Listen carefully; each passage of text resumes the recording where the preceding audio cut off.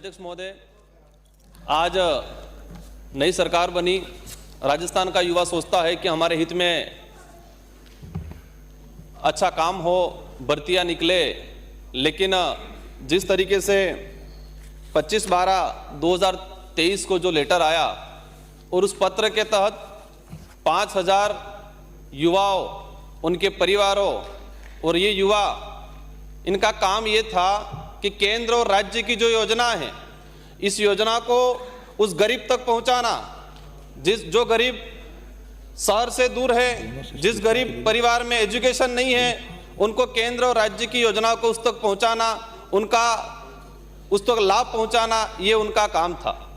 माननीय अध्यक्ष महोदय, इनको पिछली सरकार ने लगाया। अब इस सरकार ने अब क्या सोच के ये निर्णय लिया, हमारी समझ से बाहर है, लेकिन मैं आपके सामने इस राजनीतिक विचारधाराओं से परे हटके इन युवाओं की जो भावना है, इन युवाओं का जो दर्द है और इनको हटाने की वजह से उन गरीब परिवारों पे क्या असर पड़ने वाला है, जिन गरीब घर में जाके ये युवा बता रहा था कि ये आपकी योजना है, आप इसके पात्र हो और आप इसके तहत आवेदन करो, उन परिवारों पर क्या असर पड़ने वाला है, उसको लेके बात रखना चाहूंगा। माननीय अध्यक्ष महोदय, अब हटाने के पीछे कई तर्क हो सकते हैं, लेकिन हमें एक भी सही तर्क नहीं लग रहा है। पूर्व सरकार ने लगाया था, कुछ नेताओं ने यह स्टेटमेंट दिया कि कांग्रेस के कार्यकर्ता थे। इन युवाओं पे क्या गुजरी होगी उस समय। वो राज्य सरकार की योजना नहीं, केंद्र की योजनाओं का भी प्रचार उस गरीब घर तक पहुंचा रहे थे। आज धरना चल रहा है इन युवाओं द्वारा।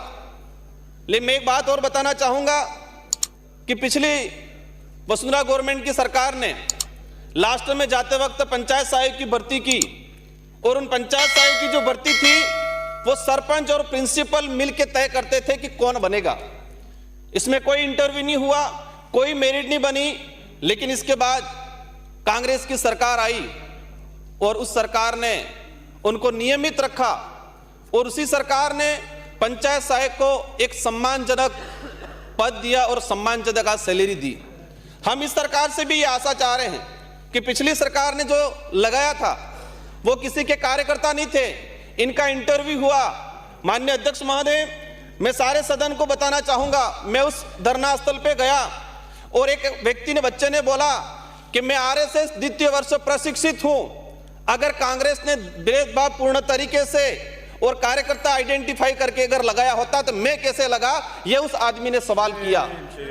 ये अध्यक्ष महोदय, मैं ये चाहूंगा, ये लोकतंत्र है, लोकतंत्र में धरना देना, आवाज उठाना सबका अधिकार है, यह अधिकार हमको संविधान देता है। लेकिन उन बच्चे आज धरना दे रहे हैं, उनके आसपास टॉयलेट है, वो टॉयलेट पे ताला लगा दिया जा रहा है, वहां रात को लाइटें बंद की जा रही है, छोटे छोटे बच्चे लेके महिला वहां बैठी हुई है। उस परिवार पे क्या गुजरती होगी, जिस परिवार ने यह सोचा था मेरा बच्चा कुछ नौकरी लग गया और उसको तत्काल हटा दिया गया।